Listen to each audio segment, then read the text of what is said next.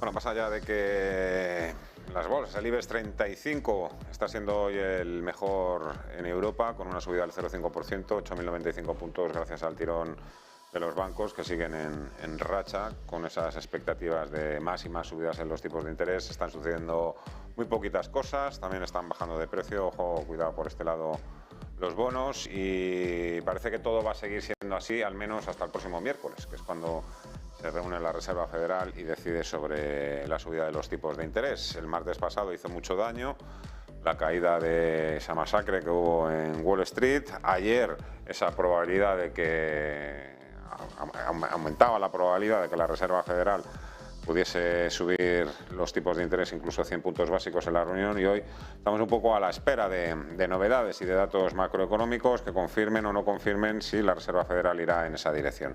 José Lizán, gestor de Retromax Music, muy buenas tardes. Hola Fernando, ¿qué tal? Buenas tardes. Me imagino que también muy atento, no sé si te ha dado tiempo a escuchar lo que estaba diciendo Juan Ramón Caridad precisamente del riesgo corporativo por el lado de los bonos, de la deuda privada de sectores como la metalurgia, la siderurgia, que tenemos aquí unos cuantos también. Pues sí, la verdad que ayer tuvimos un jarro de agua fría en los resultados de Nucor en Estados Unidos, dando unas guías para el tema de acero débiles. Yo creo que es lógico, ¿no? Al final estamos en un momento de ralentización de demanda final y de ralentización económica, no nos olvidemos que todo ese sector es hiperintensivo en electricidad, ¿no? Entonces, te están dando por los costes, hasta ahora la demanda aguantaba muy fuerte, pero se está frenando, ¿no? Este es el sectorial de Metals and Mining en Estados Unidos y desde luego hizo una rotura y está en un nivel, desde mi punto de vista, crítico. Si perfora esta zona, que es un poco la zona de altos que le costó, pues ver un 2000 que es un 20% más de caída no es descartable, ¿no? En el sector de Metals and Mining, desde luego tenemos Acerinox en mínimos, Arcelor en mínimos, aquí en lo que nos toca en España, y desde luego yo creo que en un entorno de inicio de recesión, de dudas de recesión, de duras macro, pues y como digo, y con mensajes que ya las compañías americanas están haciendo, que el mercado americano aguantaba muy bien. Si nos acordamos, los resultados de Acerinox los últimos trimestres han sido espectaculares y la demanda final en el inoxidable seguía muy, muy fuerte.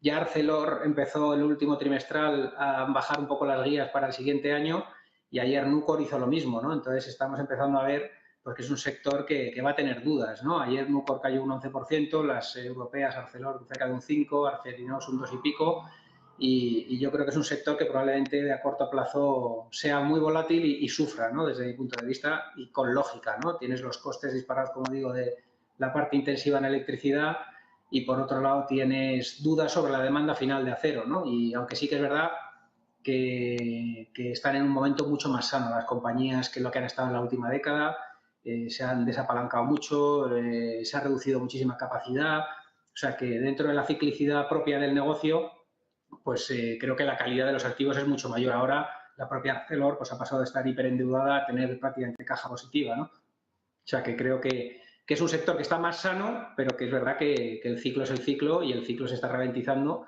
y ayer uno de los grandes pues nos lo dejó entrever, ¿no? En Estados Unidos. ¿Es un ciclo favorable para los bancos? Porque Yo creo que sí. unos días vemos que sí, que todo el tema de los tipos de interés, pero al día siguiente se habla de la recesión y ahí es cuando empiezan a pinchar. Ahora no, ahora les vemos subiendo, se hable o no de la recesión. Yo creo que lo comentábamos la semana pasada, ¿no? Antes del BCE y un poco hablando de que esto es un punto de inflexión, ¿no? Oía a Ángel Olea ahora decir o sea, la gente de Olea Gestión, perdón, que a Hernán Cortés decir que es un momento propicio. Yo así lo veo. Esto es un movimiento de prácticamente 12 años en el que el sector ha tenido que navegar primero con el subprime y toda la crisis de deuda de 2008. Eso hace a los bancos hacer los deberes, ampliar capital, diluir a los accionistas, hacer unas reestructuraciones internas enormes, fusiones, todo tipo de cosas, pero es que la materia prima de los bancos son las curvas de tipos de interés, ¿no? Y aquí tenemos una rotura de una tendencia bajista con un retesteo y que está intentando salir. Y si nos fijamos, en otros momentos que se hablaba de recesión, los bancos eran los que doblegaban y los que tumbaban, y ahora en términos relativos, cuando hay caídas, cae mucho menos, y en cuanto el mercado se animan rápido, ¿no? Yo creo que es un sector que con todas las dudas que la recesión implica, pero yo creo que la entrada de margen de intereses por un Euribor al 2%, va a compensar muy mucho la entrada en mora que la habrá y los NPLs que habrá y las empresas que tendrán problemas para pagar sus deudas, pero creo que la compensación y sobre todo la capacidad que tiene un banco en un entorno más favorable o más benigno de tipos para hacer negocio es muy superior, ¿no? Hasta ahora estaban sobreviviendo, sobre todo por los LTROs. Además, parece que el Banco Central Europeo no va a ser sangrante y no los va a quitar a la primera de cambio, con lo cual van a tener todavía carry trade en los LTROs. Creo que es un momento dulce, no exento de riesgos, lógicamente, ni de volatilidad, pero es que creo que es un punto de inflexión para la banca que se da, como se ve, con un punto de inflexión que ya empezó el año pasado y que se ha acelerado mucho desde enero de este año en los bonos, ¿no? Este es el 10 años alemán y se ve claramente cómo rompe su tendencia en los últimos 12 meses, sale al alza disparados los tipos y el sectorial hace lo propio, ¿no? Y yo creo pues que, como digo, vamos a ir a un entorno mucho más normalizado para los bancos. Antes siempre era patito feo, ¿no? Siempre que había caídas, siempre que había crashes, siempre que había sell-offs, era el peor sector de todos y ahora no está siendo el peor sector de todos desde el mes de enero, ¿no? Y yo creo que se ve además alegría a la mínima, se ve. Y yo creo que los tipos o las perspectivas que tiene de inflación, los propios bancos centrales están subiendo las perspectivas a largo plazo de inflación para el año 2023, eso te garantiza un entorno de tipos mucho más normalizado y sobre todo yo creo que de lo que te garantiza es que lo que hemos visto de tipos negativos y de impulso monetario masivo por parte de los bancos centrales es cosa del pasado, ¿no? Y eso es un nuevo entorno para la banca, como digo, es un punto de inflexión y yo creo que hay que estar largo de bancos asumiendo la volatilidad y el riesgo que los mismos tienen, ¿no? Pero yo creo que sí que merece la pena, desde luego. A los bancos les falta otros activos, como por ejemplo estoy pensando en el oro, que sigue siendo una gran decepción el hecho de que lo veamos en estos niveles, hoy incluso bajando por debajo de los $1.700 en un entorno en el que, bueno, pues la inflación está muy cercana al doble dígito, ¿no? Si no es ahora con estas, con una hiperinflación, que es lo que tenemos ahora mismo, ¿cuándo va a ser, no?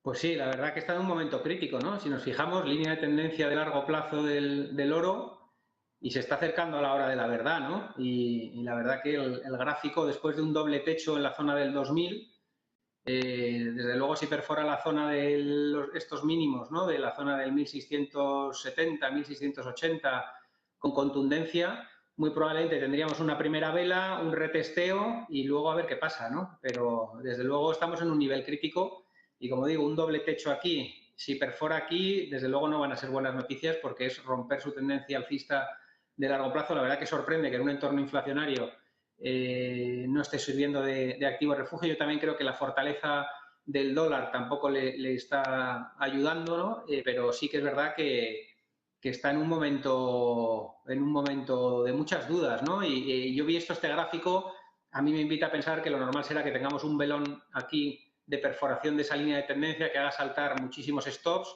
luego un retesteo y luego ya veremos qué pasa, pero lo lógico sería una corrección, ¿no? Pero vamos, yo visto el gráfico, todo apunta a al menos un intento de perforación de su línea de tendencia de largo plazo, ¿no? Así que yo estaría cauto ahora con el oro, desde luego. Por último, sabemos que Ray Dalio hace mucho dinero, gana muchos dólares con mercados bajistas, es uno de los fondos de cobertura, si no es el más importante, uno de los más importantes del mundo, Bridgewater. Sabiendo cómo se las gasta y los intereses que trae en juego, ¿qué te parece, bueno, pues esa previsión que ha hecho si los tipos de interés en Estados Unidos suben al 4,5%? Recuerdo que ahora mismo la previsión más o menos que se establezcan entre el 3,5 y el 4. Si suben al 4,5 dice que el S&P 500 puede corregir un 20% más.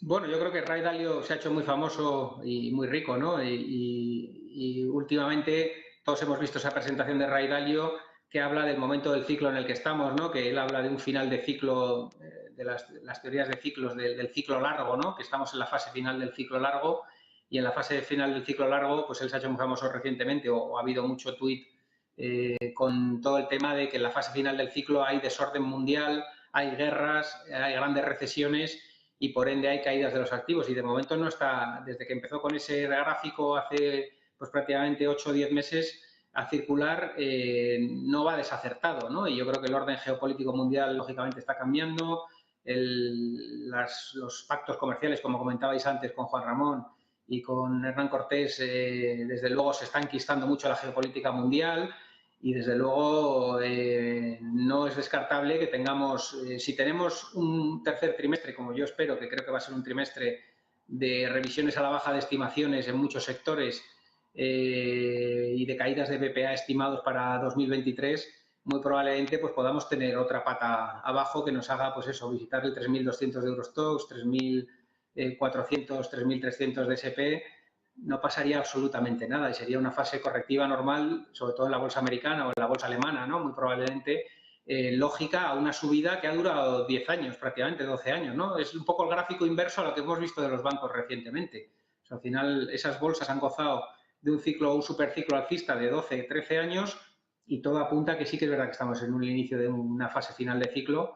¿Cuánto se puede estirar el chicle? No. Yo creo que hemos entrado en un nuevo orden geopolítico, hemos entrado en un nuevo orden monetario, los bancos centrales están en otro mood ahora y a mí me invita a pensar que en algún momento sí que tendremos esa pata, ¿no? Así que yo seguiría cauto pues, en los sectores de quality growth, de tecnología y en los sectores que pueden sufrir más, ¿no? Sectores industriales y creo que seguir largo de energía, banca, utilities, muy probablemente en términos relativos los están haciendo muy bien este año y en términos absolutos algunos sectores también y creo que sería lógico seguir ahí. Sí que es verdad que si ahonda la recesión, pues todos sufriremos, ¿no? Pero yo creo que toca otro tipo de sectores y toca ser cauto. Yo creo que hay que estar este año hay un entorno geopolítico y macroeconómico de muchísimas dudas, entorno monetario restrictivo y en contracción monetaria, con retirada de estímulos, con reducciones de balance de bancos centrales.